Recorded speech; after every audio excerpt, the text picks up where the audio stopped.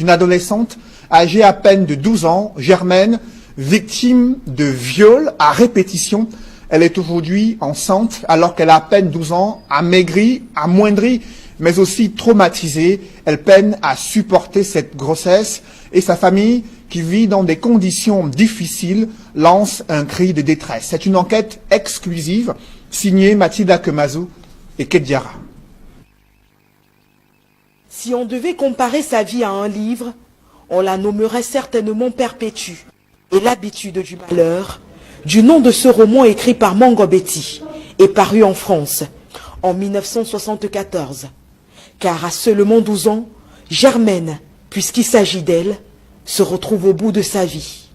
Elle habite dans cette maison, construite en matériaux provisoires, inachevée, située au milieu de nulle part, dans un coin perdu de Ngodi Bakoko, un petit village des tréfonds de Douala. Elle vit ici avec ses 4 frères et sœurs, sa maman, son compagnon, ainsi que leur chien. Il y a plusieurs mois de cela aujourd'hui, alors qu'elle revenait de l'école, un soir, elle s'est fait agresser, puis violée par 2 inconnus.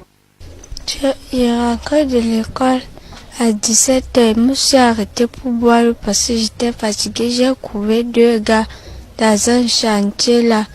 Ils m'ont arrêté. Ils m'ont violée. Après avoir me violée, ils sont partis, m'ont dit de m'habiller et de rentrer chez moi. Si je les vois, je ne peux pas les reconnaître. Je suis énervée de ce qui m'est arrivé. Parce que moi, je ne connais rien. Ce qu'ils ont fait n'est pas bien. Étant élève dans une école publique, cette semaine-là, elle est du groupe du soir. Sa maman s'attend donc à la voir rentrer au plus tard à 19h. Son école est loin de la maison. Mais passé 20h30, la petite Germaine n'est toujours pas là. C'est ce qui va pousser ses parents à aller à sa recherche. On va la retrouver en larmes, errant dans le quartier, telle une âme perdue. Elle va raconter à sa maman ce qui vient de lui arriver. On l'avait donc trouvée dans tous ses états en train de pleurer. C'est là qu'on la demande donc ce qui s'est passé. N'ayant pas d'argent pour la conduire à l'hôpital, afin de la soumettre à une batterie d'examens, la maman de la petite fille va se contenter de faire un test de VIH qui va se révéler négatif. Mais quelques semaines plus tard, le pire tombe. Germaine n'a pas ses menstrues. La petite fille est enceinte. Abattue, mais désœuvrée, sa maman ne sait quoi faire. D'ailleurs, elle n'arrive même déjà pas à nourrir sa petite famille. Elle travaille comme ménagère chez une voisine pour un salaire mensuel de 15 000 francs CFA. Son compagnon, quant à lui, chauffeur de profession, est au chômage. On vit avec un homme dans la maison, mais pour le moment, il ne fait absolument rien, puisque sa situation ne lui permet pas. Il est chauffeur, mais il ne parvient pas à trouver un travail, ni même un taxi pour dire qu'il peut travailler avec. Donc jusqu'à présent, je n'ai pas encore acheté quoi que ce soit à elle. Donc elle est encore comme ça. Puisque moi-même là où je suis là, je n'ai rien.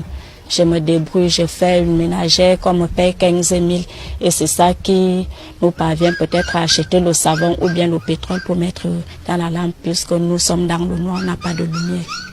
Elle va traîner sa peine, tel un fardeau, exposant son problème à toute oreille attentive, jusqu'au jour où on lui parlera d'une association dénommée Les Enfants de Monique, les Fous de Cœur, créée par quelques Camerounais de la diaspora après le scandale de l'affaire Monique Ouma-Tekel.